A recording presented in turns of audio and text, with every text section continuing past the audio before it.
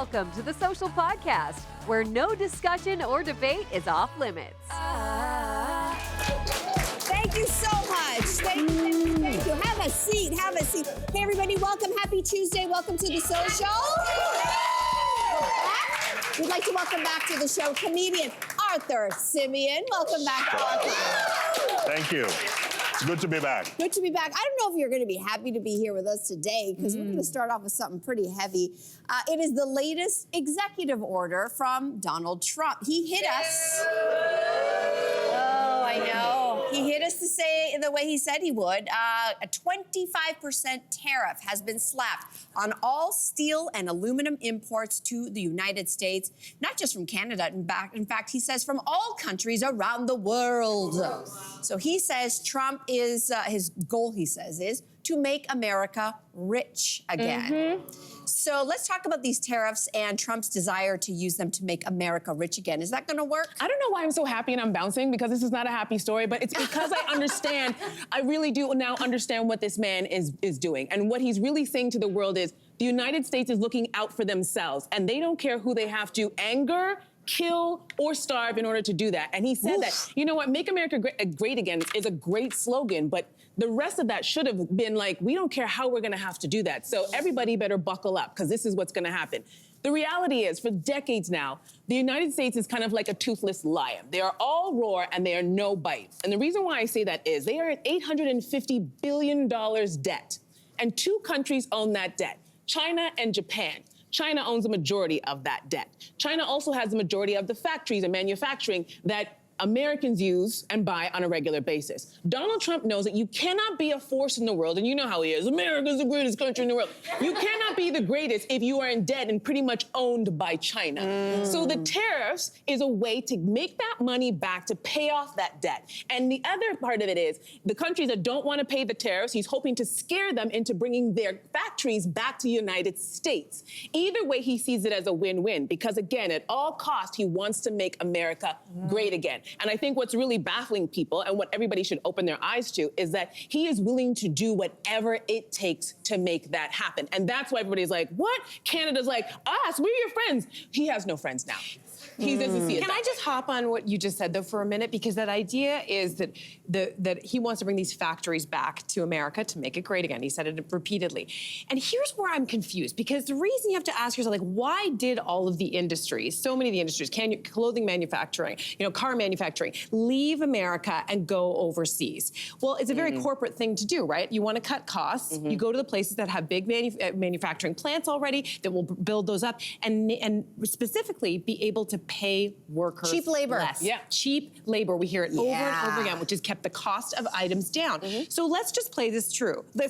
If he even could wave a magic wand and have all of these industries suddenly be able to operate functionally in the short term in America again, you're going to have to pay your workers living wages. You're going to have to pay according to law. So inevitably, that means the price of goods are going to go up for American citizens. You think American citizens bought into that? This is where the math is mathing for me. But could that also be part of the reason why he deported all of those Latin American workers who are like, we'll take those jobs. We don't care. He's like, let's get rid of that workforce because those people would threaten that. You're right, because they would take those jobs. Right. So No, I was going to say, like, as much as I do agree with you in terms of he's trying to make America as selfish as it can be, which, by the way, I should argue, they've always been selfish. The difference is that we're partnering with different people. The way production and manufacturing has gone in the last 25 to 30 years is that everything is so intertwined that a trade war is going to hurt everyone. And as someone who speaks for someone who grew up in a different part of the world, none of us asked for this, okay? None of us asked for what is happening right now. And it kind of feels like when you go to a house party and you're having a good time and then the couple that invited you start fighting and then everyone has to go home. You're like, no, but I was still having fun. The snacks were great, the music, drinks were good. The music was a vibe and everything. And then all of a sudden, the couple fights and then they kick everyone out. And now we have to pay for what we have not, we didn't elect this man. Like Canada didn't, the rest of the world did not, and now we have to deal with the real life consequences of what's going to happen. I love that house party analogy. I think I think it's funny. I'm actually zooming out from all of this to say, what is his bigger plan? Is it just to bring manufacturing home? That's probably part of it. But is it just me who feels like we are eating, sleeping, breathing a real life Roman Empire.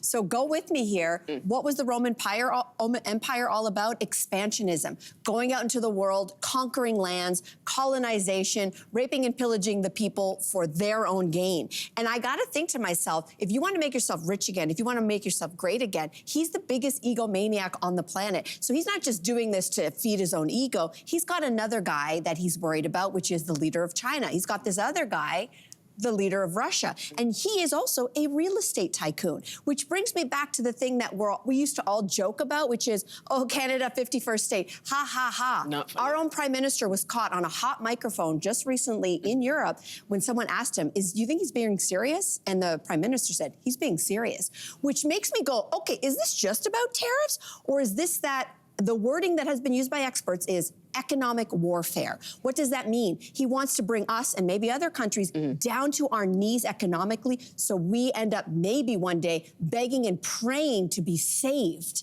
Now, I know that sounds like dystopian, and everyone's like, it's Handmaid's Tale.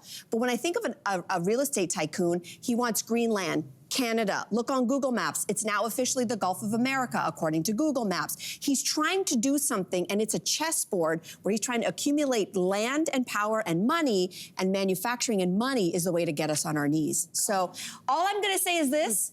We have an election coming up, right? Why does this matter? We have a federal election coming up. Imagine, play this game. Who do you want to see in that boardroom on the other side of Trump representing Canada? Play that game for a second. Yeah. It's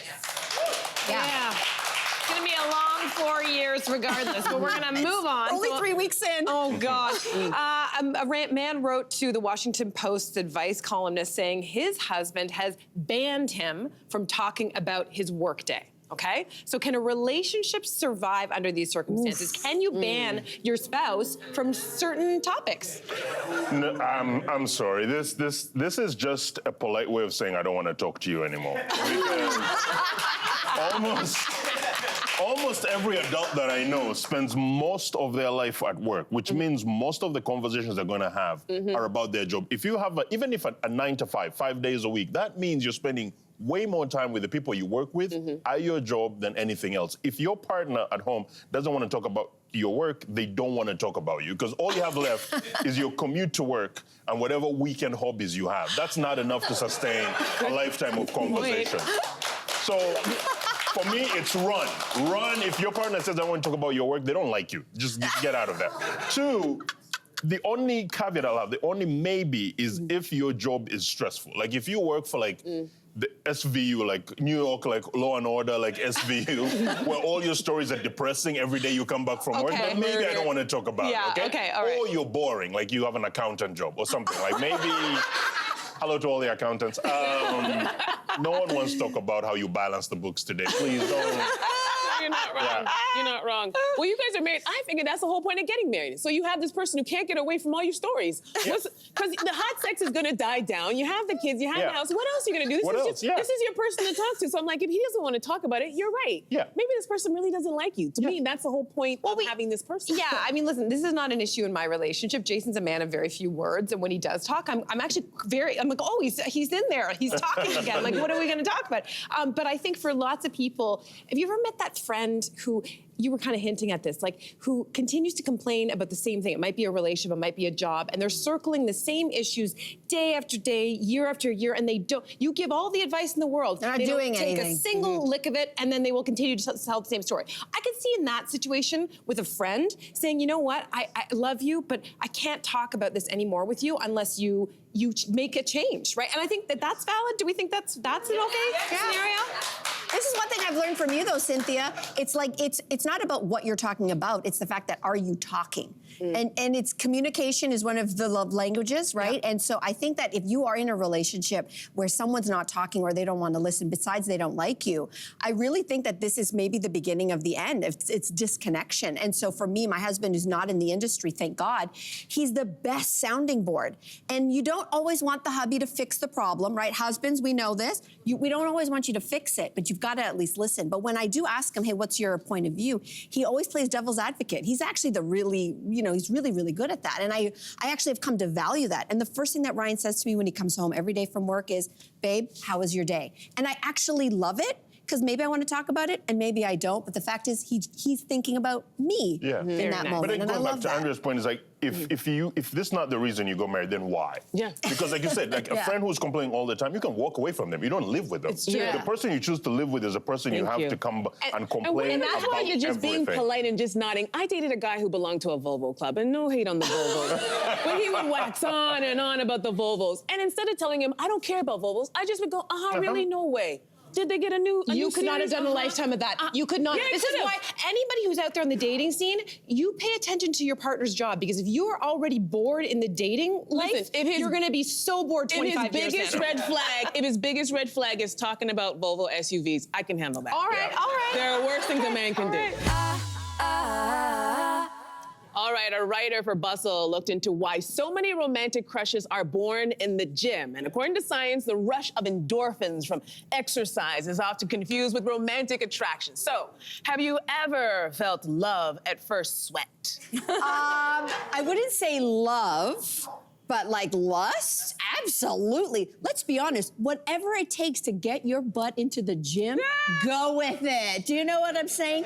I don't know about you, but to me, you're already like halfway there. You're dressed in your cute little workout outfit, little crop top sports bra, and then he's wearing, maybe a little tank. You can see the whole package, so to speak. And there's, very little to the imagination. You're like sweating, you're making noises, you're like half not dressed. Right. I just think. Yeah, I was just about to ask. I just think whatever gets you there to the gym, go with I don't it. think everyone feels like as cute as you're describing in their gym clothes, though. I don't think everyone, it's a vibe for them. I know for me, I'm not attracted to a gym bro or a gym bunny. Like, I would never go to the gym and be like, oh my God, like that experience wouldn't happen to me. I mean, I will admit, though, that I have a problem with personal trainers. Why? You don't like them? No, I've had a personal trainer a couple times in my life, and it doesn't matter what they look like. They can be not attractive at all. But I find myself just getting a bit, like, it's something about just being told. Just spit it out. What are you trying to say? About just like being told what to do with your body. Okay. Like, I guess. And like maybe it's that they have to intervene. Like bend over. Do one more. One more set. I was about to say. Heavier. This is a sorry. Give me confession. 5 more squats. Yeah. Is that what turns you on? This is a confession that we did not expect yet today. Sorry, you guys go. Personal trainers across Toronto, make a phone call. That's all I'm saying. I don't work at the gym anymore. That's why I work at home. I mean, I don't know anything about this because I've never been to the gym.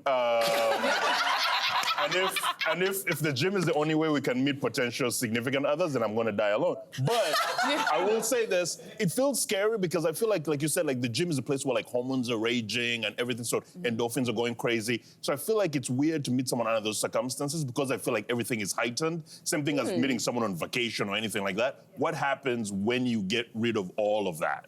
Like at home, you're sitting there, you're having your protein powder shake. Now the hormones have come back down. Are you still attracted to this person? I mean, I hope you're going to go to the gym together for the rest of your relationship. Hopefully. But at the same time, then you're in trouble if you meet someone like Cynthia because any personal trainer is going to be a threat to your relationship.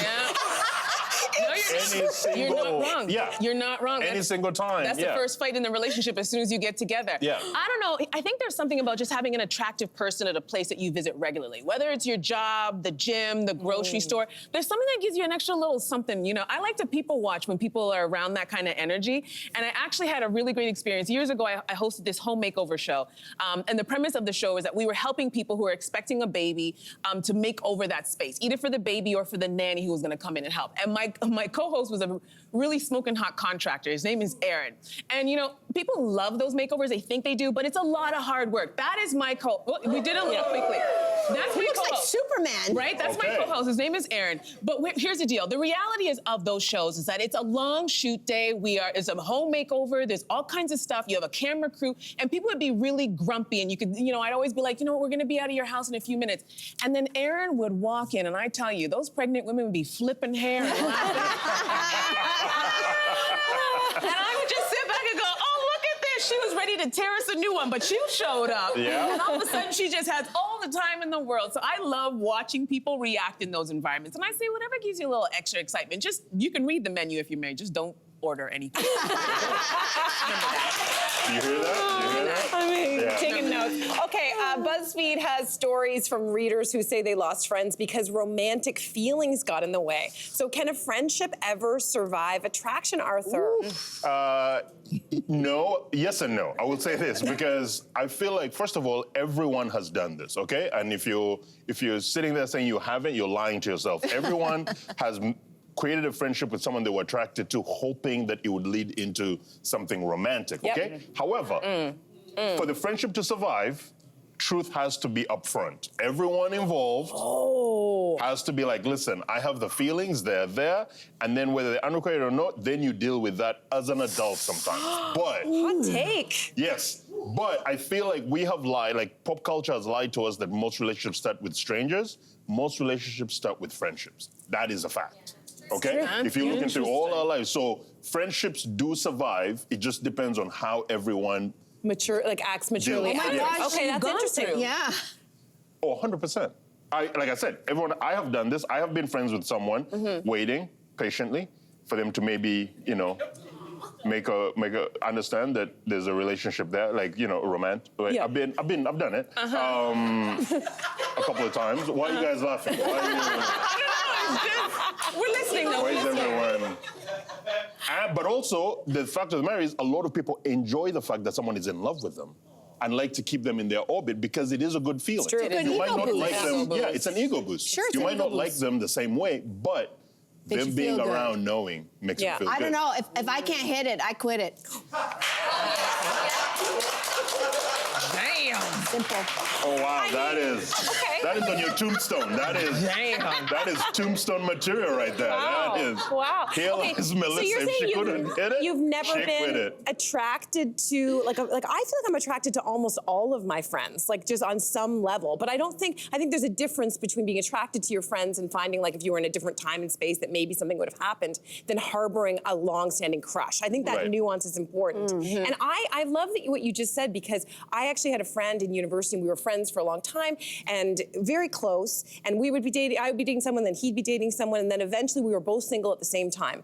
And I said to him like, hey, I was kind of tipsy one night. I was just like, what if we never, like nothing ever, maybe we should. And what I didn't know is that he had been harboring a crush for me for a long time. And so I was thinking maybe this is gonna be a friends with benefits thing, short-lived, whatever. But for him, this was like, oh my gosh, we're gonna Love get of my married. life. And so that thing crashed and burned and the friendship never ever came back, which to me still breaks my heart to this day. But I think you've just said something that has like released me from that because with maturity, I don't think it should have had to be a complete Right. loss. Yeah. But somebody on this end With was not. maturity and honesty, And it would have, distance, yeah. that would have been. It could have been okay. Thank you Yeah. for that. I'm going to carry that with me and I just love be that you guys vindicated. are having this moment. I think when I was younger, the mistake I made a lot of times is I would see someone that I really liked and I was acquaintances, maybe not friends, and then I would create this whole relationship in my head and it was never real. And I would just kind of romanticize who they were. And as I got older, I'm like, you know what, don't do that. You find someone really attractive, start talking to that guy like he's a friend of yours that you're not attracted to.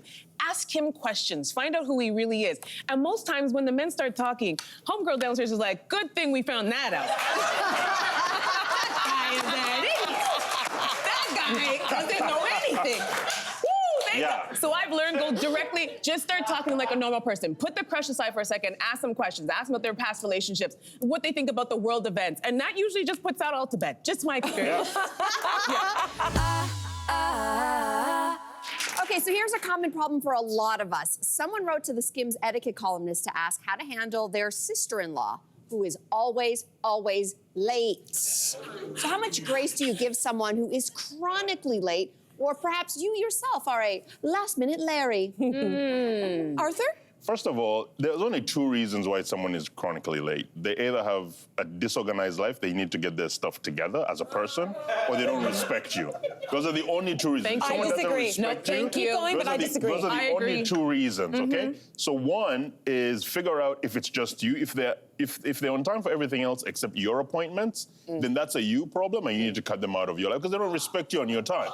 Two. I'm with that. I'm with you. I'm The with other you. part of it is then you start dealing with them, you give them so if something is starting at 6, you tell them it's starting at 5. Yep. Knowing they'll show up I hate late. doing So I have people in my family, because with family you can't cut them out of your life. So I always give them an hour and a half difference from everyone else knowing that they'll all arrive at the same time because they're Is there a chronically late. cultural? I just want to ask: is there a cultural component to any of this? Because I hear this very lovely group of ladies in the corner. Yeah. But no, my father, we have a thing called Portuguese time. Yeah. So they're about 3 hours behind whatever the timing is, and it's a thing among Portuguese people. I'm just saying. Yeah, I'm not Portuguese, but we got it. Are you kidding me? The Caribbean people, African people, black, we call it CB time, colored people time. Yeah. You have to lie to everybody in order, especially like even for important things like weddings, you have to lie to them about the time or be very like, listen, we are starting with or without you for them to go, okay, so you really mean 12:30. And it's like, yes, I really mean 12:30. How would you deal with it on a date? I'll tell you, first of all, I'm leaving. You are. Is there a grace window? You have 5 to 10 minutes because there's parking, there's traffic, I know. Okay. But if you are chronically late and we're talking 25, 35, 45 minutes, when you show up, I will not be there. And I'll tell you why. Okay. I worked on this show years ago and we would have to have these early call times and the director was chronically late every single director. time. We're talking 45 minutes we're waiting for this person. Mind you, I'm doing my own hair, makeup, and my own prep. And I'm reaching downstairs ready to go before this man. We're waiting for him. He's wearing a t-shirt, jeans, and he has hair that he just combs with his hands. So one day I go, why are we always waiting for you? And he goes, I like the idea of people waiting on me. And I go, oh. So it was a power thing. And from that moment on, I'm like, if someone thinks they're gonna pull that, it's gonna be power. When you show up and I'm not there. So I have zero tolerance for it. That is horrible. I have zero tolerance for it. I'll just float what, listen, I don't like it. I happen to be married to somebody who was late on our very first date. So like I would say 20, 25 minutes. And I wasn't happy about it, but we lived in opposite ends of the city. And so it, was like basically a traffic issue. We didn't have cell phones at the time we were dating. So there was no way really to communicate. How old are you? No, we've been dating for 24 years. There were no cell phones at that time that we had. And then, so I will say the second date or third date, similar lateness, until finally one of his friends said, have you learned about Jason time yet? And I was like, oh, it's not just a me thing, it's a him thing. Right. The relationship still stayed, and we've been together for 24 years. Having said that, I've learned something. And this is just for, I'm not saying that there aren't those people who do it as a power move, but what I've learned about Jason is that the reason why he's often late is because whatever he's working on, including me, if it's his focus on the time, he doesn't get distracted by anything else. When I'm the object of it, I love it. I want to be the focus where you're not distracted by anything. But other times it's something else which causes him to be late. He's an eternal optimist, has a bad sense of how long things will take him, and he's very focused on who or what is in front of him. He's very in the moment. He's very in the moment. I'm glad you have a soft heart, because if I were you, Jaya wouldn't exist, that marriage wouldn't exist. I'd have been like, you gotta be Jason time, my Get curious about what's causing the lateness. It's not the worst thing. Arthur, thank you for coming back as always. We love having you here. Thanks for being Thank you here. very much. Thank you. Thanks for having me. Subscribe to the Social Podcast so you don't miss a fiery debate. Until next time, socialites.